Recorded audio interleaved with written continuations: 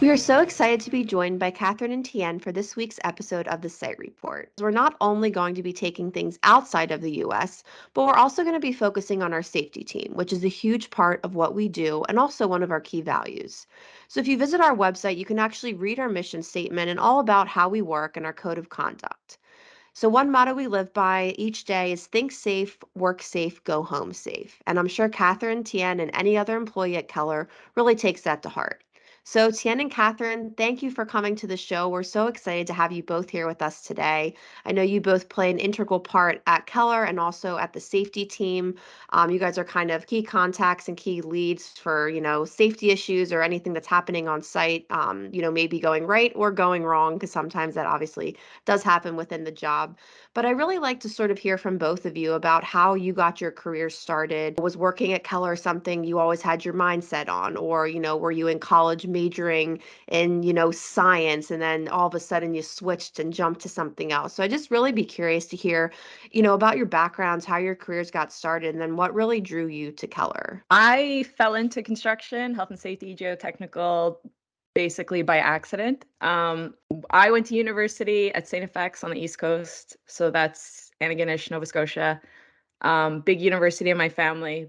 Knew I wanted to go there, didn't know what I wanted to take. So I think I changed my major about 4 times before I actually graduated. And when I graduated, it was kind of like, all right, I got my Bachelor of Science Mhm. bio and psych. What am I going to do now? I was kind of just floating around some ideas for a couple months, but really felt drawn to like technical kind of trades things. Like I knew I didn't want to be an engineer. So I Mhm. was kind of just exploring what was out there, how I could already leverage my degree that I had. And I just did some research and I found a occupational health and safety bachelor's degree at Ryerson University, which is now Toronto Metropolitan University.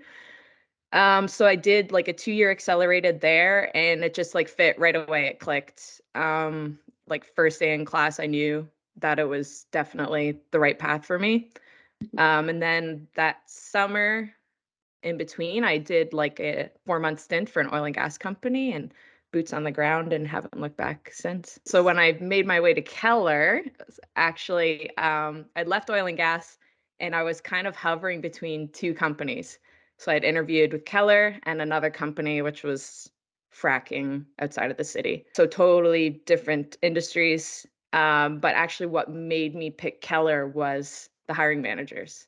So speaking with Keller employees, HR, recruiting, Josh Dwyer, who's the HSEQ director for Canada. Those were the people that made it very clear that, I wanted to work at Keller and not just like, hey, I was trying to find a job to fill in my spare time. It was like, this is somewhere I can build a career with. And I'm almost on 5 years now. So Yeah, I feel like that's a pretty common theme too, just talking to a lot of people that, maybe they were picking between Keller and another company, maybe another competitor even. And the reason they chose us is because just the experience that they had with their hiring manager or with the a person they were, getting interviewed by, or maybe they went out to the field and they had a really good reaction with our Keller team. So I think that's something too that is huge that maybe not a lot of people think about. Like, yes, you obviously want a competitive pay and those perks and, the benefits, but you're going to be with this team for a majority of your life and throughout the day every day, so you want to make sure mhm. it's somebody that you get along with, that you're working well with. So did you kind of feel that when you started, like, oh, okay, I made the right choice, like these people are like me, they're great, good to be around? Yeah, absolutely. Yeah. I actually started in Syntech, which was a division of Keller at the time. And that was a great office. I loved everybody in there. And then eventually my career just kind of shifted me into the geotechnical Keller world. And I Mhm. met a lot more people and it's been great. Tian, I kind of know you have a similar story. You didn't technically, I guess, major in engineering. So I'd like to hear what you No, have to say too about kind of how your path led you to Keller and being part of the safety team. I actually went to college, Sheridan College for architecture. During my time there, a friend who actually worked with Geo Foundations, Mhm. company that was purchased by Hewlett Baker, and then we kind of all amalgamated. He reached out and asked if I was interested in joining the company as their drafts person. And I was a little hesitant because, first job out of college, but I joined. I did about a year of drafting with Geo. Funny enough, I sat across from Josh Dwyer at the time, who was the safety manager. Built quite a relationship with him. day to day. And then as the company grew, there just seemed to be a need for a second safety person, which at the time, Todd Edmonds, the president, kind of approached me and, presented the idea of being part of the safety team. And I was a little hesitant because, my background's not safety. I had no experience in safety. The first step they did was just kind of get me certified to be a joint health and safety committee member, which I did no problem. I was then voluntold to be the safety rep for the office. That was my first start. And then as the business grew, he presented me, he's like, would you actually want to be part of the team? And I was considering it, I was thinking about it, then I brought up, I really don't have any educational background in safety. And they're like, well, that's not an issue. If you're interested in joining the team, then we'll support that and we'll help you with your tuition for safety.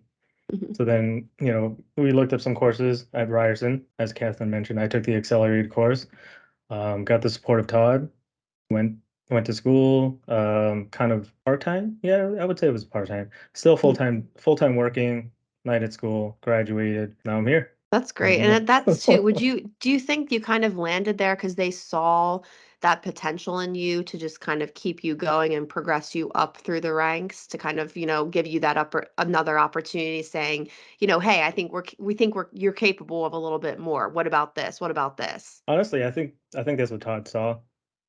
Just having conversations with him, getting to know him, connecting, and that was the one thing about working with Geo is it was very close-knit family relationships, Mhm. bonds that you build with the office guys, the field guys, the supervisors.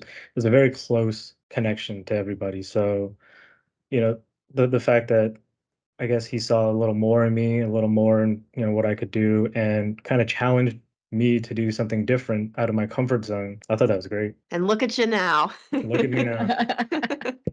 I know being, in Canada, I'm sure you guys have your fair share of bad, harsh, crazy weather in the winter. Now, I guess just talk me through maybe what a typical day looks like. I know no day is obviously the same, but maybe focusing on the winter, just like what you guys do stuff to prepare a little bit more. What's it like going out to these sites? I mean, Catherine, I know you've shared some stories and like, you're driving in this horrible weather, it's snowing.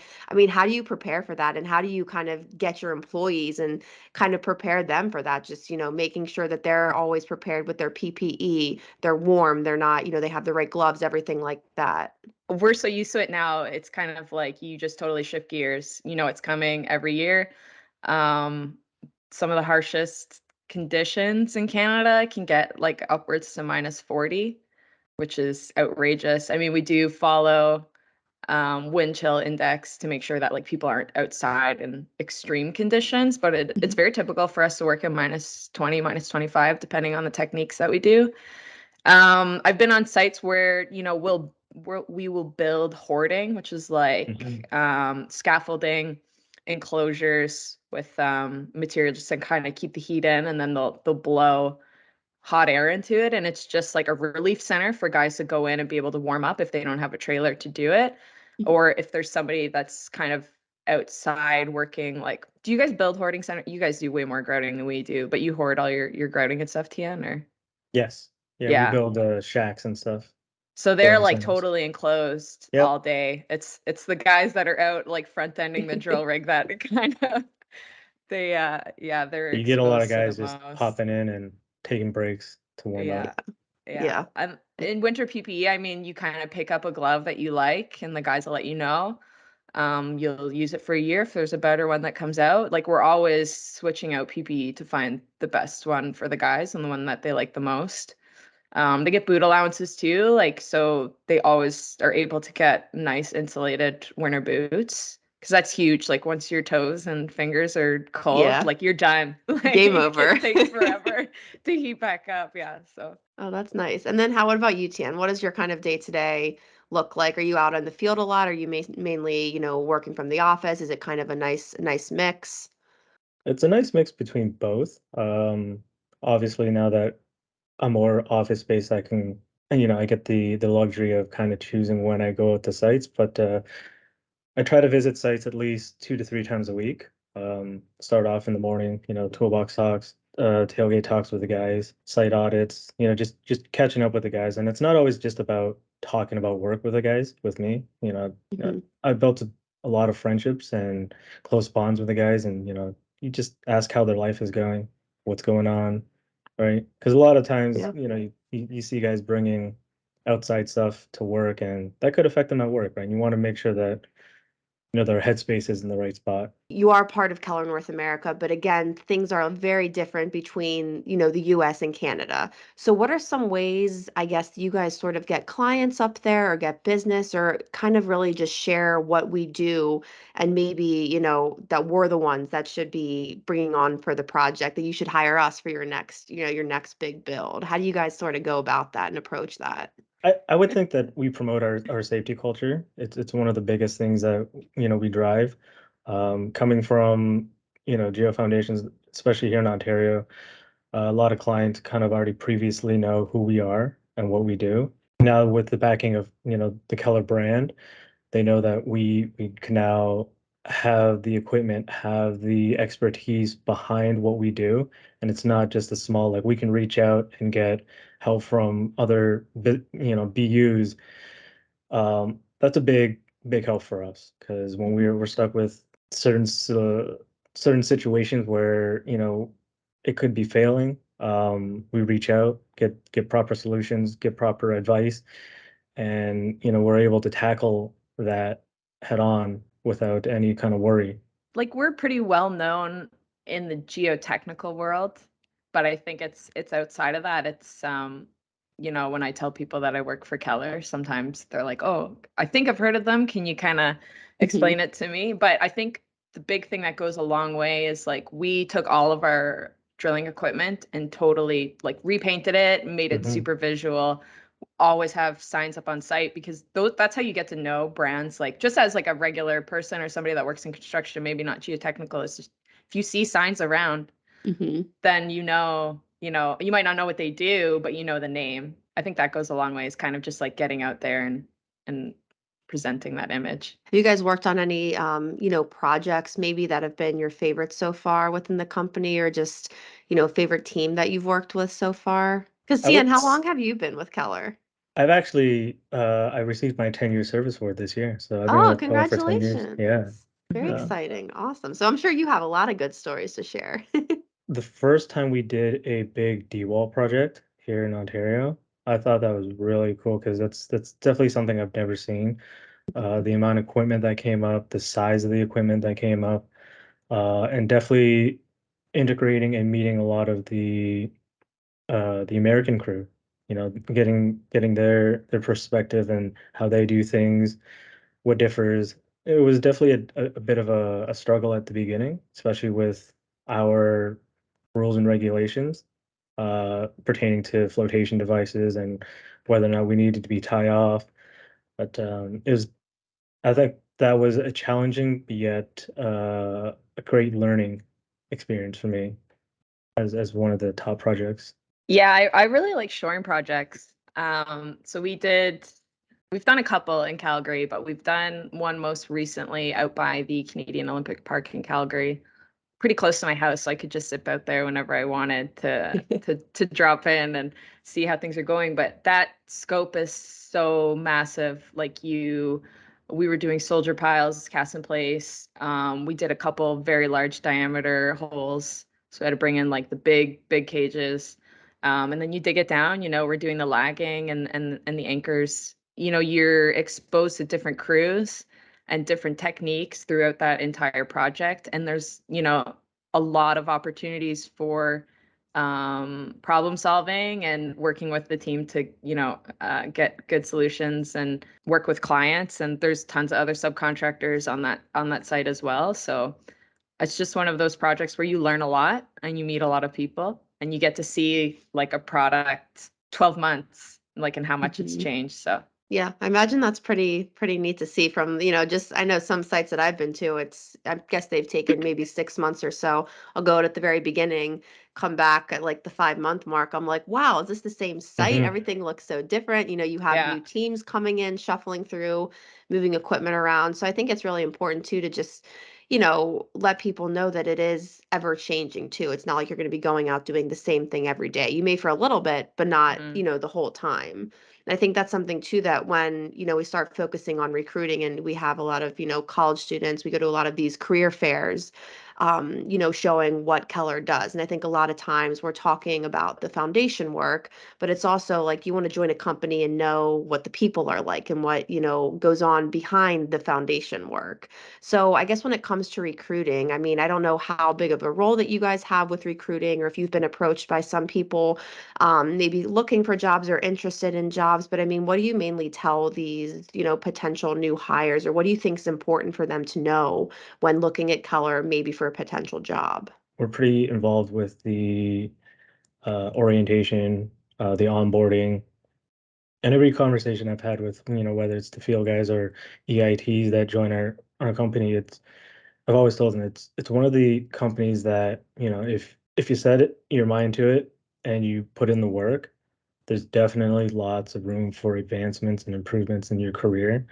There's tons of help here, so much knowledge within just RBUs and, within the whole company as itself. Yeah, so I always tell them it's a great company. Yeah. Lots of growth can happen here. If that's what you want, and you're definitely in the right place for that. Yeah. Have you had any mentors along the way that have kind of guided you or, kind of helped you shape your decision and kind of push you to that next level? I know you mentioned Todd a little bit earlier, but was there anybody else that maybe you work with on a day-to-day basis or has just always been there for you? To be honest, it's probably going to be Josh Dwyer. Like Mhm. I've worked with him for 10 years. I've known him for 10 years. There's a lot of guiding that he's done for me professionally, especially when he took on the bigger role of director. I was just kind of thrown into the position of, managing the BU now. And one of the biggest things was, wow, like I have, now I'm responsible for all of this, right? So he's always had my back. He's always, been a phone call, a text or whatever. It's just, whether it's work related or not work related. So he's always been a very good resource to reach out to. Josh is awesome. He's the reason I joined the company. Um, he's always available no matter what. I mean, even when he's on vacation, we tell him, Yeah. put the phone away. But he's very involved. Like he cares about Keller and its success, right? So, I mean, even if it's not in our realm of responsibility, we are always there to support because that's just, the way our team is. But I would even go to say like, Tien's been a good mentor to me as well. I mean, he's got a lot of Thanks. years ahead of me in the geotechnical world. And Kyle too, like our other Yeah. manager, like he's younger than us. He's, hasn't been a safety as long, but he is just, I mean, you can learn from people that are less experienced or even younger than you for sure. Mhm. So I think we've got a great team where we kind of push each other and we're able to give each other like unbiased guidance. Not only are we coworkers, we're friends outside of work, and we're able to be very truthful and honest with each other. Kind of like, hey, I don't think this is what it should be, and we take that advice with not with a grain of salt, but we take it wholeheartedly and accept it, and there's no Mm-hmm. hard feelings. There's Mm-hmm. right, and that's one of the to me one of the best things about working with people that you really get along with. It's that kind of admiration for each other. Mm-hmm. A lot of respect and love.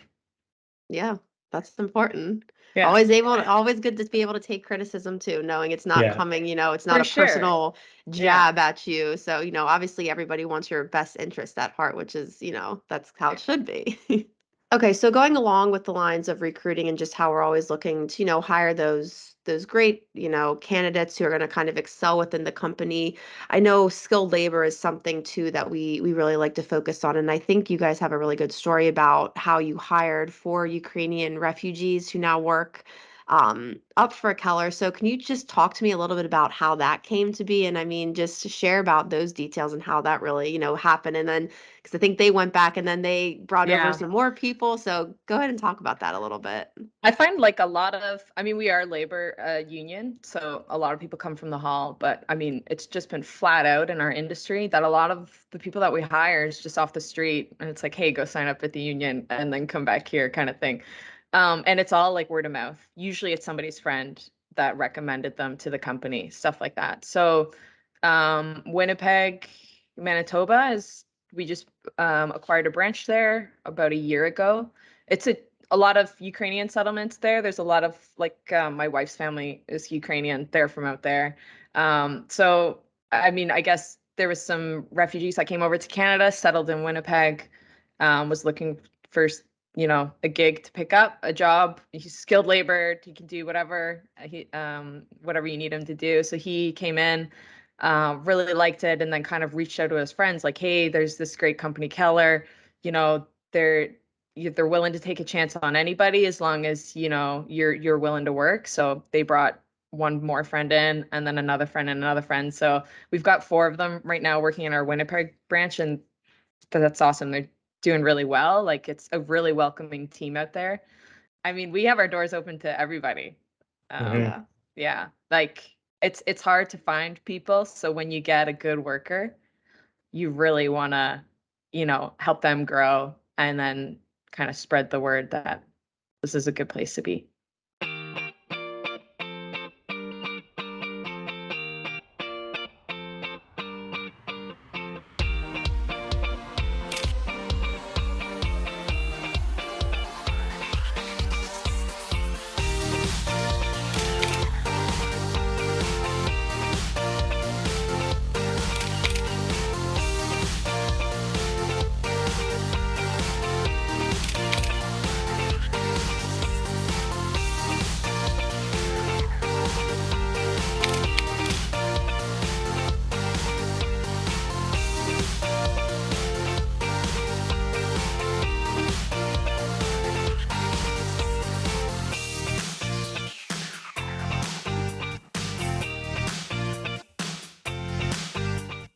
You have employees who maybe were looking for something else, a different opportunity, they leave, and then they realize, "Oh, no, maybe this was not the right move What have for I me. done? I have to, yeah, Yeah. what do I do? I have to go back." So then they end up coming back to Keller. I mean, what do you think is, like, the main reason people just are drawn back to us? I feel like this happens. They may leave for a year and come back. They may leave for a week and come back. I mean, why do you think people are just so drawn to this atmosphere in our culture and just not wanting to really leave after they realize, "Oh, no, maybe I made a mistake." I think that has to do with the guys, the supers, the crews, the management, all that play a big role in it. Um, from my experience, a lot of guys or field guys that have left, always wanting the greener side of the pasture, but then, maybe a couple of months later, you hear them calling our general super and be like, hey, like I kind of made a mistake, you know, any chance that I can get back with Keller because, I didn't realize it was that much better than outside. And, honestly, and it's flattering, right? To hear Mhm. Yeah. to hear guys saying that, we want to come back to Keller because, we thought it was better out there, but clearly like Keller is the spot that I should be at. So it's Mhm. has to do a lot with, I guess, our supervision or management, Mhm. um, and the relationships the guys build with our their friends on site. I mean, we would never hold it against anybody exploring options and leaving to go see what's out there. But a lot of the time, like Tien said, they do eventually come back, Mhm. and it's usually with open arms. Like, yeah, we've got a spot for you.